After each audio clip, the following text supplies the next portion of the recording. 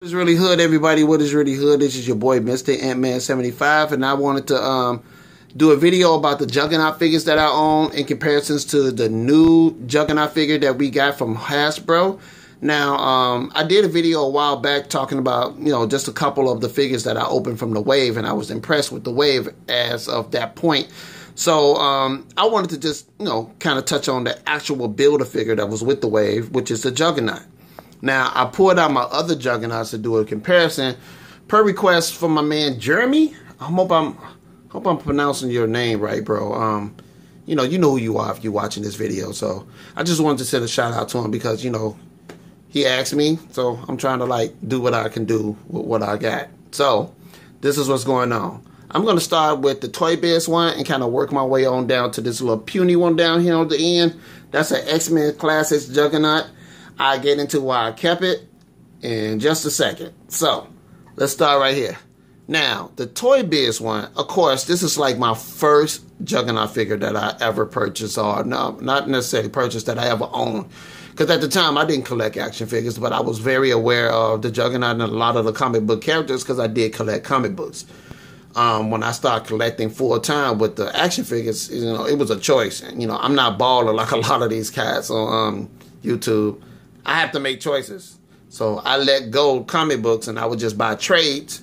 I wouldn't buy individual issues of comics no more. It's like crazy.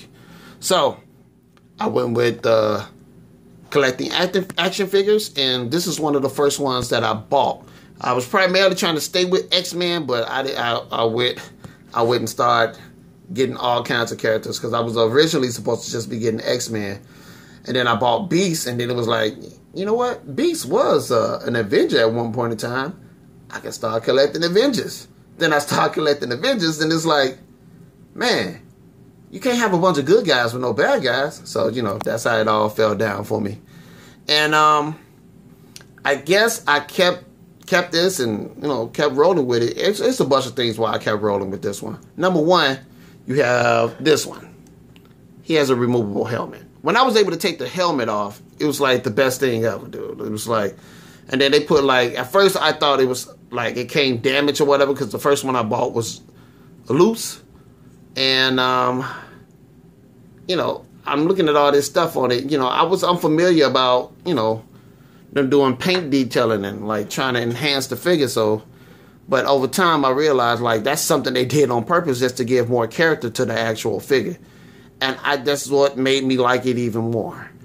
I try to get action figures whose costumes are more comic book accurate. Now, I don't know if the Juggernaut had this stuff around the collar or whatever, but they did it, and I think it looked cool. I like it, And it also enabled for you to put the helmet on top, so I liked it even more for that. So I kind of roll with it. Now, are the arms too freaking long? Hell yeah. I don't know why they made the arms so freaking long. You're not supposed to be able to stand straight up and still touch your shins or your kneecaps, man. That's some gorilla stuff going on. So, I mean, they did what they did. I still liked it. Then another thing while, getting ready to do this review was I noticed that he has a buckle right here and no belt. I mean, I heard some cats reviewing I don't remember Juggernaut with a belt. I mean, what do you remember Juggernaut with just a buckle? It's just sitting there, bro. Is it resting on his penis? What's going on? I don't understand why they did that. And I don't understand why it took me years to realize that, to see that. What is that about? It's weird, but I still enjoyed the figure. Would I display it? Yes. And that's what's really important to me. Will I display it or will I not display it? So, moving on. We're going to go to the Hasbro. Now, the Hasbro one, I have a theory. Overall, I like the figure. What would have set the figure off to a tremendous level is if they had the removable helmet feature. Now, this is my theory about Hasbro. The days of Fing Fang, Foon size Build-A-Figures are gone. We all just need to realize that.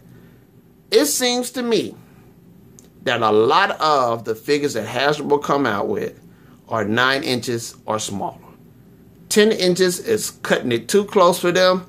They don't want to go that far. If it was a 10-inch one, sorry, I missed it. I may own it, but I just, I don't do the whole measuring thing like Anthony Customs and, a lot of the other reviewers. I just want to talk to people and they respond back to me and we have a conversation about the action figures. That's it. So they don't want to go over 10 inches, man. I mean, it's just, that's it. As a matter of fact, here's a Build-A-Figure. It's a Build-A-Figure. And this is tall. They're not trying to go, he's shorter. So it's either going to be this or this height. That's it. And let's put him down here. We done talking about him. Matter of fact, I got another one. Stay here, right next one. Now, this is the San Diego Comic-Con Abomination. But he does come in a Captain America wave, which is weird. And he's a Build-A-Figure. Is he not? That's about as high as they're gonna go. They don't want to go no higher. So I'm feeling like if they made the whole little function with the removable helmet, that would have bumped them up some more inches. They're not trying to do that. Nah, let's just put the head in the helmet and slap it on there. Matter of fact, let's make it a Build-A-Figure piece. You know what I'm saying? Let's not even make it a part of the whole little torso and the head, because that's what they did with with the Select one. You know what I'm saying? They just made it, and it aesthetically it looks better. But when you got this gappage all going along the whole thing, it's sticking up in the back like that. Like, that looks crazy. But that's what they did. And that's what they hung out with. And they thought it would be the coolest thing they could do. So, but because it's a Hasbro, a lot of the Hasbro figures and their colors and everything, they pop. They look real good. He looks better with my display. And on my display, it's like 85% Hasbro anyway. So, I'm not saying that it's a bad figure. I think it's a good figure. And I also noticed that he has like a belly button. So maybe they could use this as a Hulk mold. I don't know. Because this as a comic book accurate Hulk, nah, man, that thing ain't gonna fly. Not at all. I either use this Hasbro Hulk right here. I either use this. I think this is decent. Or you go to the regular classic, this Face Off. You know what I'm saying? I use one of those two. Even though I got a display of Hulks, but those are my go-to Hulks right there. Now the Select,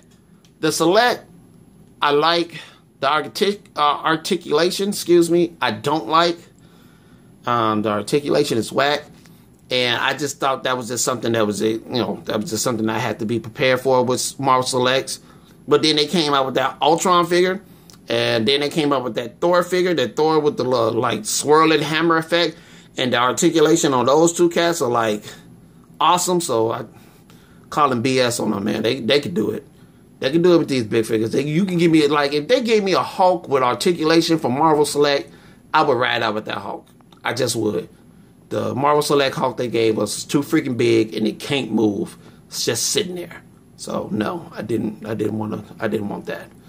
So, but they also go with Marvel Select, like they paint schemes and they flesh colors have this kind of like realism to them, and I think I like the whole Hasbro comic booky kind of feel that they give with their figures and their colors. They try to have some like paint detailing and stuff, but it's nowhere near on the level that Select or even what Toy Biz did.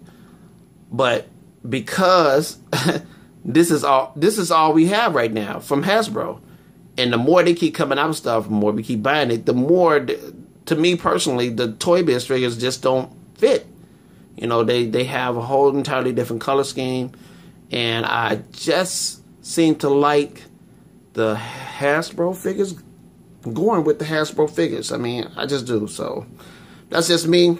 You can decide what you feel or what you don't feel. But that's my whole idea with him, and he is primarily just for display because of the way he looks. He looks real good. He looks real good, and he's huge. He's very big. Because I did notice that the Build-A-Figure for the Blob was like way bigger than the Toy Biz. It was bigger than this one by a lot. You know, so I just kind of like the size, and I kind of roll out with it. So I do have that on my display. Now right here is the Toy Biz Juggernaut X-Men Classic. The costume was different. You know, he don't look like none of these other cats. The costume was different. And I think that's why I kept it. Another reason why I kept it was because he also has a removable helmet, if I can get it. Let me see. Yeah, there you go. And then he has another little helmet on underneath. Now, I remember in the X-Men comic book that did happen. And Juggernaut had this other little helmet on underneath. But I think it covered up, like, the top portion, like, above his nose and his eyes. I think it covered up that part, too, and his mouth. I mean, the eye slants, it was there, and the mouth was out. You know, this one's a little different, but this is something that happened. And, like, I was looking at it, and the Toy Biz has this one, too. Like, they created, like, a little space around the actual figure for you to try to fit the helmet on, you know. So they probably didn't have to go taller. They could have probably just did this. They didn't do it, man, which is kind of aggravating because they could have done it. Face scope is just too much going on. The paint on the teeth ain't there, man. But I kept it, so whatever. But these are my Juggernaut figures. So overall, I would still say that I would rock the Hasbro Juggernaut. I mean, no, aesthetically, it just kind of goes better to me, period.